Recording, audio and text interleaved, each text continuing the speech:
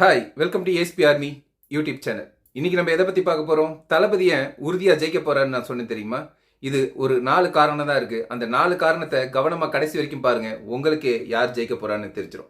உங்களுக்கு தெரிஞ்சா கமெண்ட் பாக்ஸில் கண்டிப்பாக சொல்லிட்டு போங்க. ஃபர்ஸ்ட் காரணம், இதெல்லாம் ஒரு காரணமானு கேட்பீங்க. ஒன்று ஒன்றா பாருங்கள், உங்களுக்கே கடைசியில் பர்ஃபெக்டாக புரியும். பாருங்க. என் தலைவன் முகம் மட்டும் போதும். எனக்கு தான் பிராண்டிங்கை பற்றி தெரியல. எங்க தலைவன் முகம் எங்க பிராண்ட்.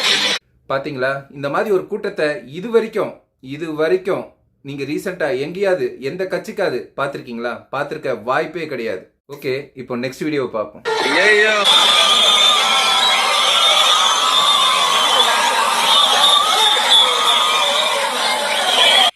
இந்த மாதிரி வரலாற்றில் நீங்கள் உங்கள் மனசை தொட்டு சொல்லுங்கள், இது வரைக்கும் ஓட்டு போடுறதுக்கு இந்த மாதிரி கூட்டத்தை ஊர் ஊராக போய் பார்த்துருக்கீங்களா? இது 2வது காரணம். 3வது காரணத்தை பாருங்கள். போகிற இடம் எல்லாமே யங்ஸ்டரோட ஆதிக்கம் இவருக்கு ரொம்பவே இருந்திருக்கு. இது என்ன காரணம்னு கேட்டிங்கன்னா, அதாவது கிட்டத்தட்ட 1.5 கோடி இளைஞர்கள் அவரோட உறுப்பினர் கார்டில் இருக்காங்க. 1.5 கோடி.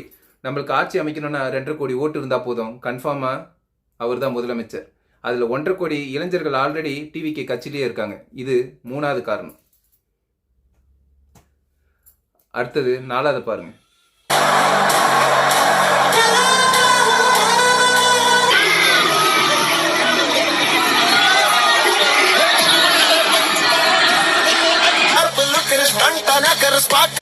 காசு கொடுத்து கூட கூட்ட முடியாத கூட்டத்தை அன்புக்கும் பாசத்துக்கும் கூட்டியிருக்க ஒரே மனுஷன் தளபதி விஜய். இதுவே ஒரு பெரிய சாட்சி, ஓட்டு எந்த அளவுக்கு தளபதிக்கு விழுந்திருக்குண்டு.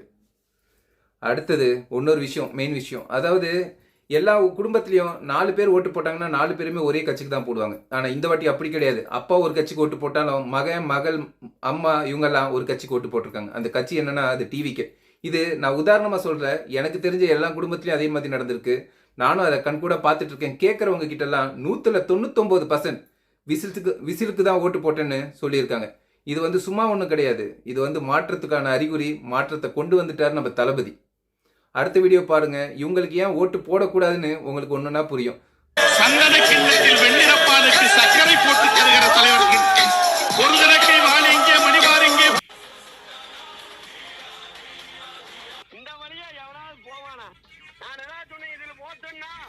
இந்த மாதிரி காலியான ரோட்ல போய்கிட்டு, காலியே ஆளே இல்லாத இடத்துல போய்கிட்டு இருக்கிறவங்களுக்கு எப்படி ஓட்டு விழும்?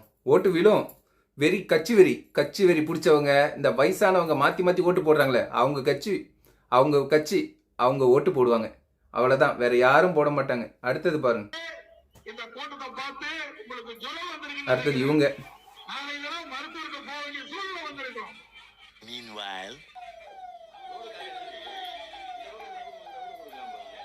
எல்லாரும் மொத்தத்தில் வாயிலேயே வடை சுட்டுட்டு இருக்காங்க. போகிற இடம்லாம் ரோடு காலி தான். ஆனால் பேசுகிற பேச்சு எப்படியோ இருக்கும். சரி, இவங்க வேணாம், விடுங்க. அடுத்தது பாருங்க. இவர் போன 80 இடத்துல மிஞ்சி போனால் 4 இடத்துல கூட்டம் இருந்திருக்கும். அதுவும் சாதாரணமாக அந்த கூட்டம் கிடையாது. எப்படி சொல்கிறது, ஒரு 200 ரூபா கோட்டர் பிரியாணி, கோழி, இதெல்லாம் உங்களுக்கு தெரிஞ்சது தான், நம்ம சொல்லணும் இல்லை. தானாக சேர்ந்த கூட்டம்னா அது தளபதிக்கு மட்டும்தான். இது ஒரு மெயின் காரணம். கடைசியாக இதையும் பார்த்துருங்க. எவ்வளோ பார்த்தாலும் ரோடு காலியாக தான் இருக்கும். நம்ம உதயநிதி போறாருன்னா ரோட்ல போறாருன்னா ரோட் லெஃப்ட் ரைட் பாக்குறாரு, எவனுமே மதிக்கல. இப்ப கூட நேத்து கூட பாருங்க, வெள்ளூர்ல வாக்கிங் போயிட்டு இருக்காரு, யாரா ஓடி வந்து பாக்காங்க பையன். இதுவும் கட்சி தலைவர் தான். எப்படி இருக்கு பாத்தீங்கல்ல? நம்ம தளபதி கட்சி தலைவர் கூட கிடையாது, சாதாரண மக்களில் ஒருவன். ஆக்டர் தான், நான் ஒத்துக்கிறேன். ஆனா எல்லா ஆக்டருக்கும் இவ்வளவு கூட்டம் வரும்ன்றது நடக்காத கதை.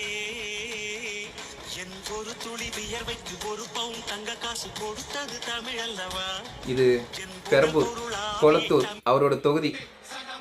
காலியா இருக்குதா? நல்லா பார்த்துக்கங்க, காலியா இருக்குதா? அவரோட தொகுதியிலேயே அவருக்கு இவ்வளவுதான் மவுசு. இப்ப காமிக்க போறது மெயின் பிக்சர். இதுவும் அவரோட தொகுதி தான். பாதியிலேயே விட்டுட்டு வந்துட்டார். அதாவது இவங்க பண்ற பிரச்சனை தாங்க மக்களுக்கு ஏதாவது ஆயிடுமோன்னு பயந்து பாதியிலே விட்டுட்டு வந்துட்டார். அந்த அளவுக்கு இருந்திருக்கு கூட்டம்.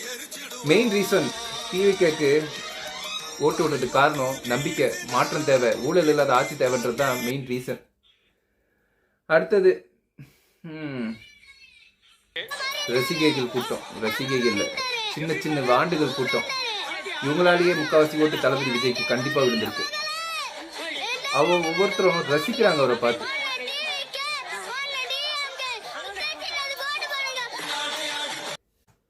இந்த குழந்தைக்கெல்லாம் யாருங்க சொல்லி கொடுப்பா?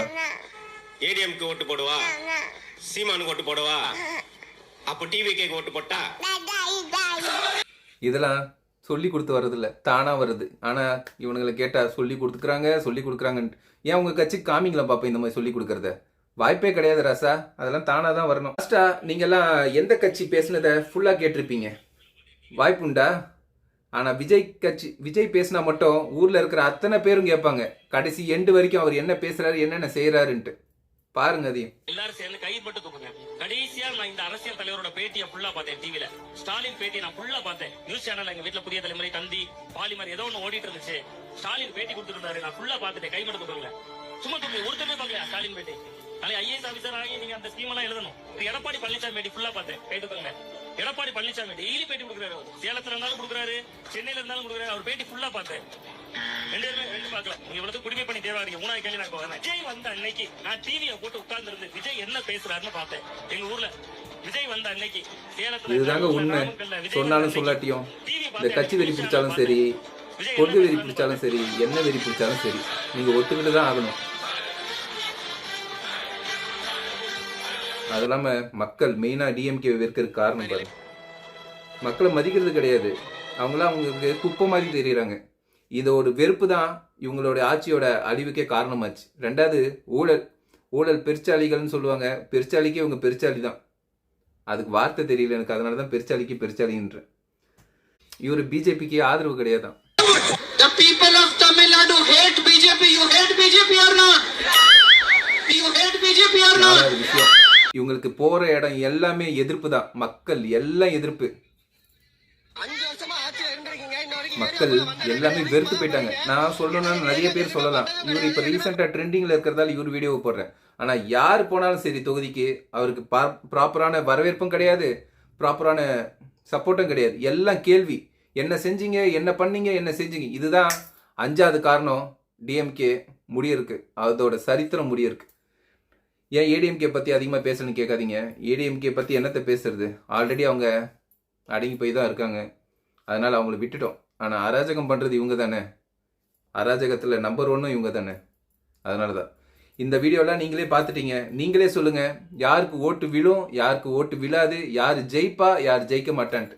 இதை பார்க்குற கட்சி வெறி பிடிச்சவங்களா இருந்தாலும் சரி, நம்ம தளபதி ரசிகனாக இருந்தாலும் சரி, உண்மையாக பேசுங்க. உங்களுக்கு உண்மையாக தெரிஞ்சிச்சுன்னா கமெண்ட்டை சொல்லிட்டு போங்க, கண்டிப்பாக சொல்லிட்டு போங்க. See you, bye bye from your SPRME YouTube channel. Bye.